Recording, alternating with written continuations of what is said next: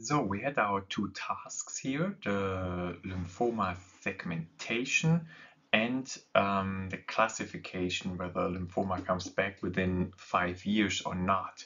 So, and we have trained our and validated our deep learning model on the training and validation data set, also down here. And now we want to test this trained model. Yeah, so we want to see how much is segmented correctly on the test data set, and or how much the model classifies correctly on the test data set. And very important is that we never use this test data set somewhere before, neither for comparing models or finding the best loss function, optimizes parameters. So this is really needs to be a data set which we need to put aside at the beginning and never use it for training or validating the model or any parameters or something. Or ideally, it would be even an external test data set from a different hospital. So, and yeah, so now we want to look at metrics, how to evaluate such a deep learning model. So, and let's start with our lymphoma segmentation task. So let's say our model outputs this here. So this is the prediction of the model, the trained model for segmentation. So and this here is the ground truth. So this is what it actually should be. So this is what a radiologist, experienced radiologist was doing. Yeah. So and now what we do is we compare those two images pixel-wise. So we compare the pixel of this image with the pixel with this image. So and what we could then calculate is the accuracy. So how many pixels are classified correctly divided through all pixels. So, and there's a problem here. So let's say 99% of the pixels are black in the ground truth, which is basically the case here, because those lymphomas, which should be segmented, are so small. So 99% here is background, is black. So, and now our model here outputs an image that is completely black. So where all pixels are black, so nothing in there. So, and if we now calculate the accuracy, then we have here 99%. We have here like basically almost all the pixels that are classified correctly. Those are almost all pixels through the number of all pixels. So, and in the end, it will output 99. So we will get 99% accuracy. However, so that looks great, yeah. So the model works super, 99% accuracy. However, the model completely failed because it didn't recognize those lymphomas, which was the task. So as you can see here, for segmentation, accuracy is not a good metric. So what is normally used here is the dice coefficient. So how do you calculate the dice coefficient?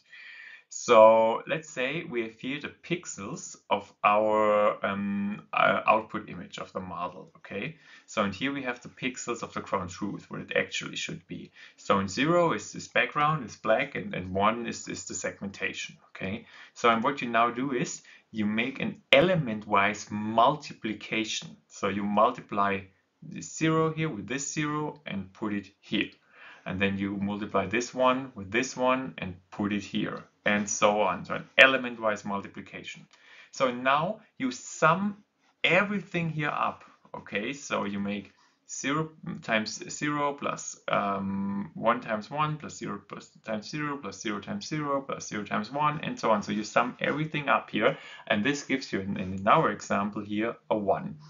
So now you look at how many segmentations or how many ones are in both images together, and you sum them up. So here is this one segmentation, you have 3 pixels segmented. So, and this gives you in our example a 4. So now you divide 1 to 4 and multiply with, by 2, and this gives us 0.5. So this is here in our case the dice score. So the dice score is so for dice score, you take the united area, so the area that is the same in both images, and divide this through the whole number, but only of the pixels where we have segmentations. Yeah, so this is the dice coefficient. And the dice coefficient is normally between 1 and 0. So 1 means all pixels are classified correctly, and no means a 0 means there's no overlap between output and ground truth. So if a model would put out a completely black image here, then we wouldn't get a dice score of 99 like for accuracy. We would get a dice score of 0 actually. So in a good dice score, what our target is something above 0.8. Yeah, then let's look at our other example where we want to predict whether lymphoma comes back within the next 5 years or not. So here we have the ground truth as a table where we know for each lymphoma whether it comes back or not. So 1 means it comes back, 0 means it doesn't come back. And then we have the model prediction. So the model outputs what the model thinks happens. Yeah. So now we can also, of course, calculate the accuracy. So how many lymphomas are predicted correctly divided through the number of lymphomas. Yeah. But also here again, there's a problem. Let's look at this example. So let's say the ground truth is, so let's say we've 10 patients, yeah, and in the test data set, and the ground truth is that for one patient, the lymphoma comes back. So here in this table, it's only 1, 1. So for one patient, the lymphoma comes back. For the others, it doesn't come back. So, and now our model prediction, the output of our model, so this here is like for all 10 patients that lymphoma does not come back. Okay. So now we can calculate the accuracy. Yeah. So we look at the lymphomas that are predicted correctly. So here, all those lymphomas are predicted correctly, so they don't come back. So we have nine patients that are predicted correctly, divided through the number of lymphomas. So altogether, we have 10 patients, 10 lymphomas. So we have 10 down here. So we divide 9 through 10. So this gives us 0.9. So an accuracy of 90%. So again, here it looks great. Our model has accuracy of 90%. It's amazing, right?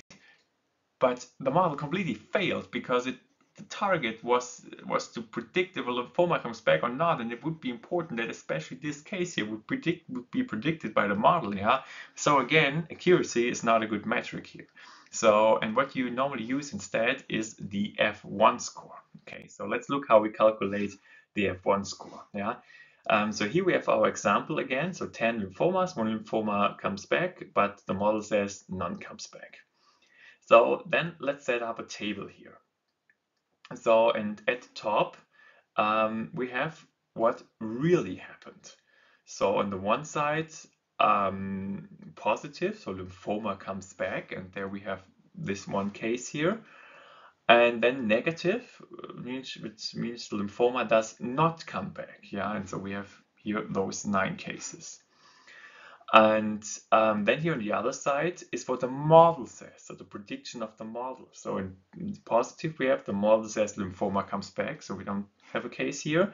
And then negative means the model says the lymphoma does not come back. So we have 10 cases here. So now we can fill out the table. So true positive means how often do we have the case that the lymphoma actually comes back, and the model says it also says it comes back. So here we don't have a single case. Then false positive. So how often do we have the case that the lymphoma does not come back, but the model says it will come back? So here we also have no case. Then false negative. So how often do we have the case that the lymphoma comes back, but the model says it won't come back?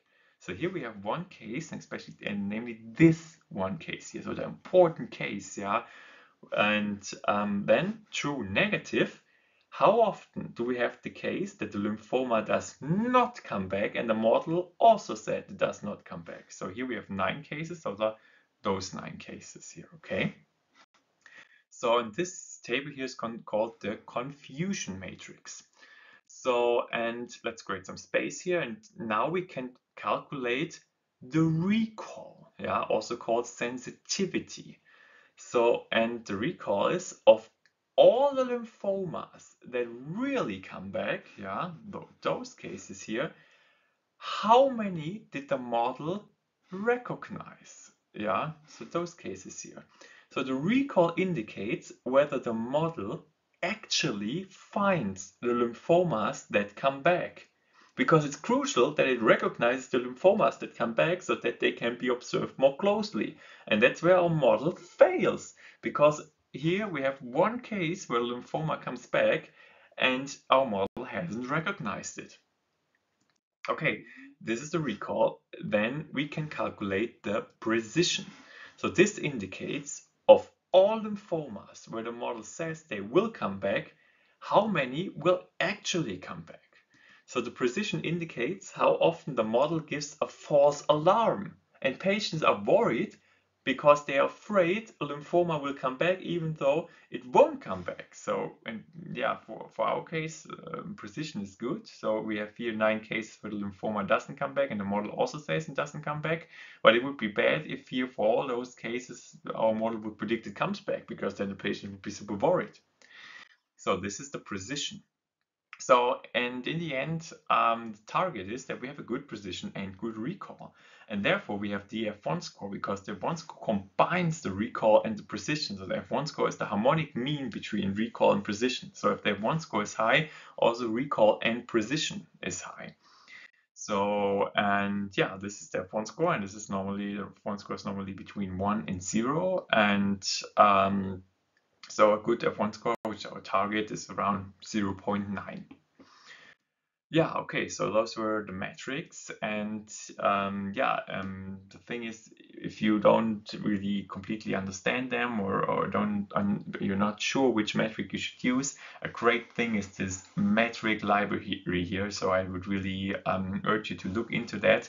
There's like a huge board of certificates in different countries and fields that came together and then decided on which metric you should use for which case. And then there's a online tool where you can, with multiple choice question, click through, and that really outputs you the best suited metric for your specific task. And then there's also a library where you can find all the metrics and with explanations. Yeah, so much in addition to the metrics, and I hope you enjoyed it. Yeah, and then thank you for your attention.